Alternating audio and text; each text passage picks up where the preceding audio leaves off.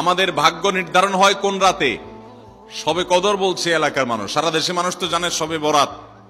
আমাদের ভাগ্য নির্ধারণ হয় শবে বরাতে না শবে কদরে?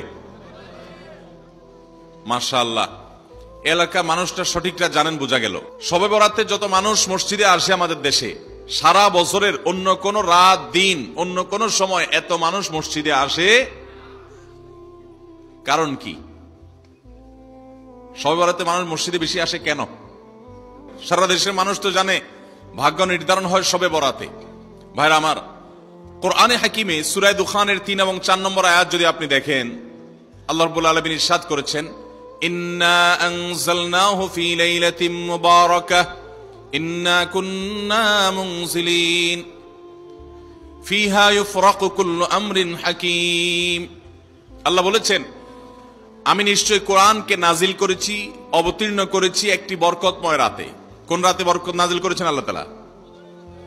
বরকতময় রাতে কোরআন নাজিল করেছেন আল্লাহ বলেছেন। আর এই বরকতময় রাতটা কোন রাত যে রাতে কোরআন নাজিল হয়েছিল? শবে কদর। কোন সন্দেহ আছে?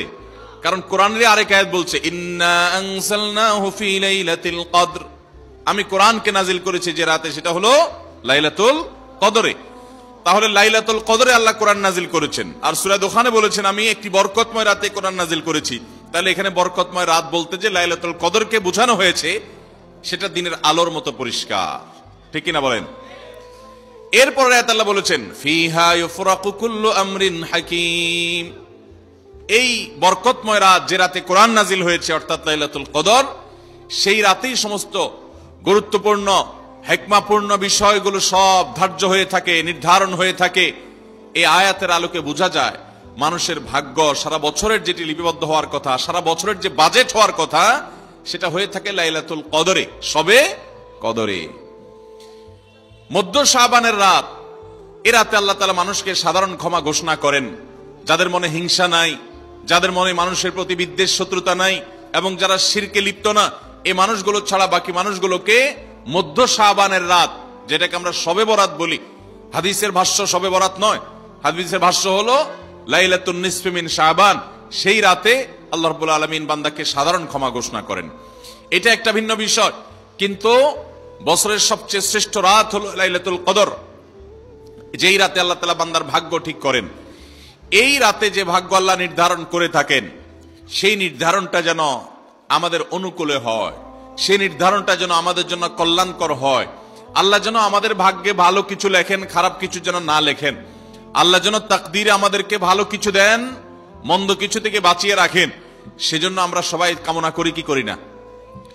শুধু করি তা না, শবে বরাতে যত মানুষ মসজিদে আসে আমাদের দেশে, সারা বছরের অন্য কোন রাত দিন অন্য কোন সময় এত মানুষ মসজিদে আসে,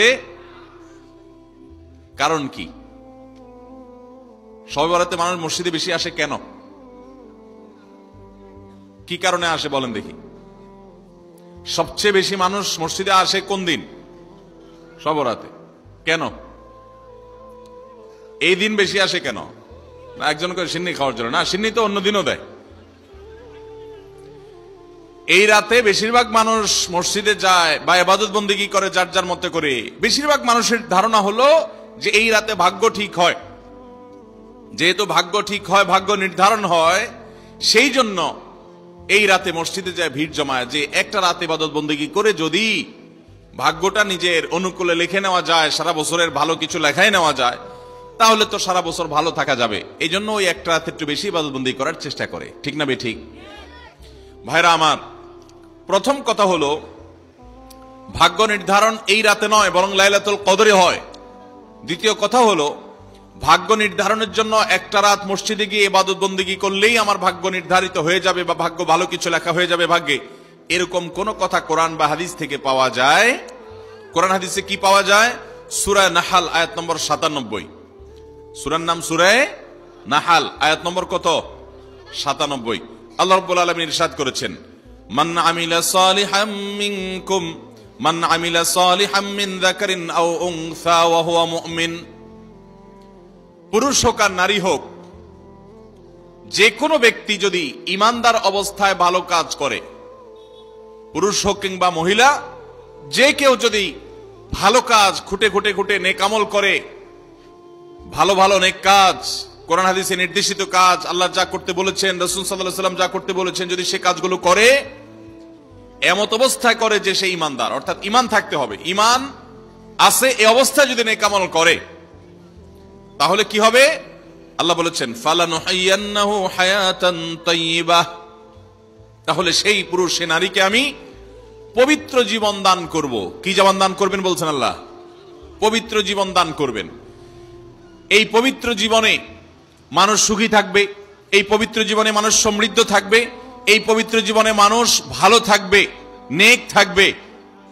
ওয়ালানাজজিয়ান্নাহুম আজরাহুম বিআহসানি মা কানু ইয়ামালুন, এবং এই ইমানদার নারী পুরুষরা যদি নেক আমল করে, ভালো কাজ করে যদি সব সময়, তাহলে সেক্ষেত্রে আল্লাহ বলেছেন তারা যে ভালো কাজ করেছে ওইটার সবচেয়ে উত্তম বিনিময় আমি তাদেরকে দান করব।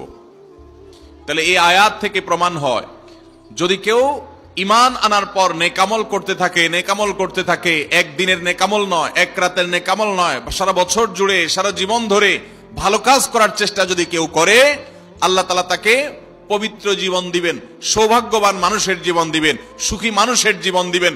এখান থেকে বোঝা যায় কি ভাগ্য নির্ধারণের জন্য এক রাত আমল করতে হবে নাকি সারা বছর?